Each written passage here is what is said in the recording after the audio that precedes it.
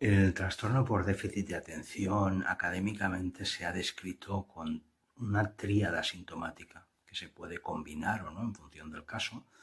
Y, como decía, la descripción sintomática y la manifestación sería síntomas de inatención que predominan más frecuentemente en niñas, en chicas, síntomas de hiperactividad por un lado y síntomas de impulsividad por otro.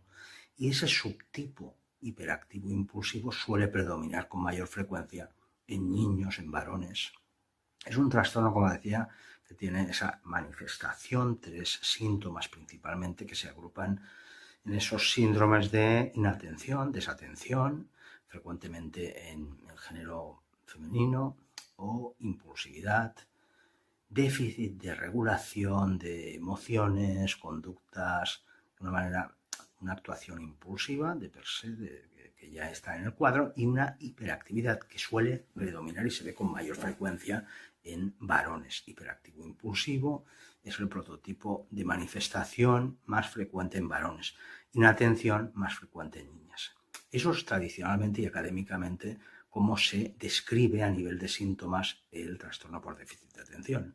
Figura en los manuales de diagnóstico y de estadística, manual diagnóstico y estadístico de los trastornos mentales, pero no se puede decir que sea en sí mismo un trastorno mental que pudiese ser reactivo a situaciones o a factores de estrés o a experiencias adversas con un potencial traumático.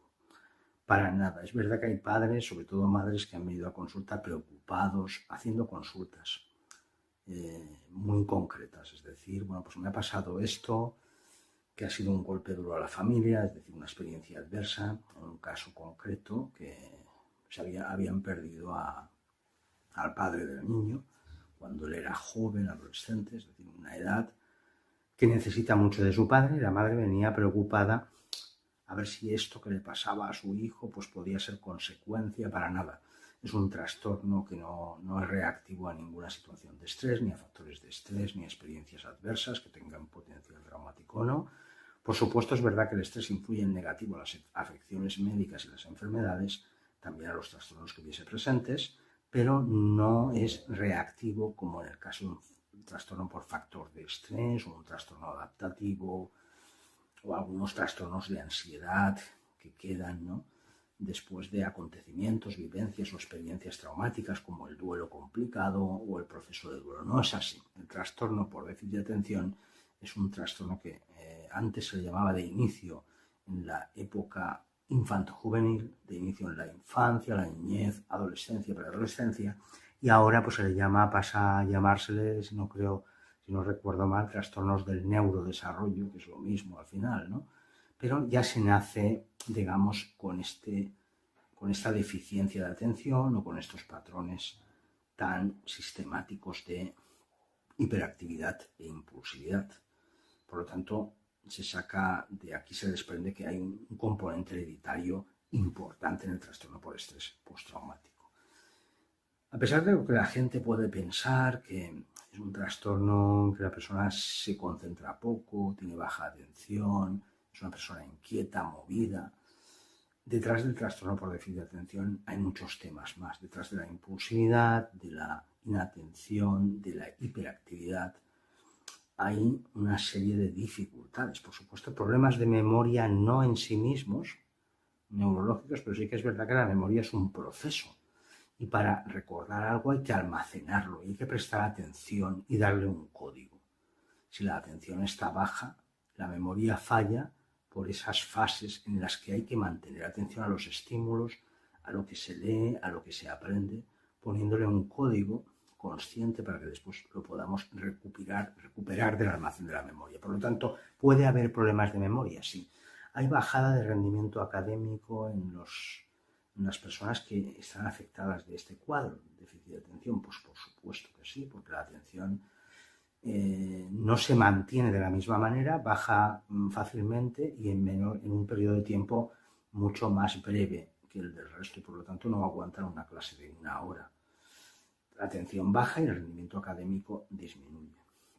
Problemas de memoria, problemas de mantener una relación, probablemente también porque la atención baja, porque no están atentos a ciertos detalles que, digamos, mantienen la relación, etc. Y hay frustraciones, por lo tanto, hay unas frustraciones acumuladas por ese déficit de atención. Como tradicionalmente no se adaptó el material pedagógico a este problema, por desconocimiento del profesorado o por falta de recursos. Entonces encontramos personas con frustraciones, hay una baja tolerancia a la frustración, hay una falta de regulación de emociones, la frustración genera rabia y la rabia es la antesala a la violencia, es decir, puede haber, digamos, problemas derivados del TDAH en adultos, que lo que más queda quizá es la impulsividad. Pero como volví a decir, es un trastorno de inicio en la infancia con un componente hereditario importante que se desprende porque es de inicio en la infancia y además se puede detectar con indicios conductuales ya en bebés, digamos, al nacer. Y como decía, pues los síntomas: impulsividad, hiperactividad, conducta perturbadora, se llamaba antes disruptiva. Claro, al ser hiperactivos es verdad que pueden molestar en un aula quizá. Eso hace que el profesorado, si no lo sabe, atribuya mala intención a sus conductas, le dé un trato peor, el rendimiento baja porque no se adaptan los materiales pedagógicos, insisto, y acumulan frustraciones. Las frustraciones generan ira, eso puede generar unas conductas de violencia hacia fuera o bien hacia sí mismos, es decir, puede haber todo tipo de proclividad a hacerse daño a ellos mismos, consumo de drogas, abuso de drogas, etcétera, por las frustraciones derivadas de su conducta, falta de regulación de las emociones está presente, por supuesto, la ira no la saben controlar y por lo tanto puede ir en una mala dirección. Problemas de memoria por el déficit de atención, rendimiento académico bajo, una autoestima más baja, es decir, detrás del TDAH también hay una serie de problemáticas. Es verdad que se detecta de inicio en la infancia, como decimos, en la etapa infanto-juvenil, con esa tríada sintomática: impulsividad, hiperactividad, más frecuente en varones, y déficit de atención, inatención en chicas. Genera una autoestima más baja, un autoconcepto más bajo por el pobre rendimiento académico asociado. También hay asociados por los déficits de atención muchos problemas del aprendizaje asociados y comórbidos que complicarían el cuadro, problemas de lectoescritura, problemas de dislexia, etcétera, etcétera. Y hay que discernir bien si hay diagnósticos comórbidos, el diagnóstico diferencial. Pero el TDAH no es simplemente esto, y digamos, no es simplemente una persona inquieta, una persona que tiene baja concentración, es decir, hay problemas de base ya al nacer, lo que sugiere un componente de heredabilidad importante. Y si se adaptasen los materiales pedagógicos o la manera de trabajar al ritmo de la persona, se podrían subsanar esos déficits y que no repercutiese en el rendimiento. No se ha hecho por desconocimiento, por falta de recursos, y en la etapa adulta, en el TDAH, puede quedar, por lo menos en los varones, por mi experiencia, se observa que queda una impulsividad marcada. Digamos que la inatención se recupera bastante bien, pero la impulsividad queda. La hiperactividad baja también, por supuesto. Como decimos, cada caso es un mundo. En las chicas se suele ver la desatención sin conductas hiperactivas ni disruptivas. Tampoco se observa una impulsividad como en los varones, que el prototipo de manifestación y de fenomenología más típica en varones suele ser la hiperactividad, impulsividad.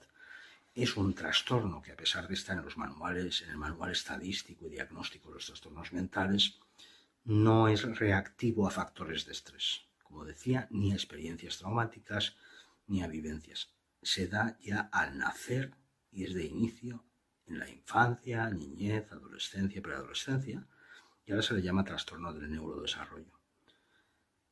Es un cuadro que genera y puede haber generado problemas asociados por esas características que he descrito, el déficit de atención, como su nombre indica. Una dificultad para mantener la atención en tareas monótonas. En cierto tipo de tareas se da más esa tendencia y con una fenomenología en función del sexo, del género, en los chicos hiperactivo impulsivo y en las niñas más la desatención es lo que se observa. Pero es verdad que hay asociadas muchas experiencias de frustración por la bajada de rendimiento académico y la persona que lo padece es inteligente, pero no rinde de igual manera que otra persona si no se adaptan los materiales pedagógicos a, digamos, las fluctuaciones de atención que tienen. Y se han de adaptar materiales pedagógicos de menor tiempo, 20-25 minutos, para que no baje la atención, hacer descansos, etcétera, etcétera. Con esto se paliaría bastante las repercusiones que tiene en el resultado académico. El TDAH, que insisto, el trastorno por déficit de atención con o sin hiperactividad, es un trastorno del neurodesarrollo que está desvinculado de factores de estrés.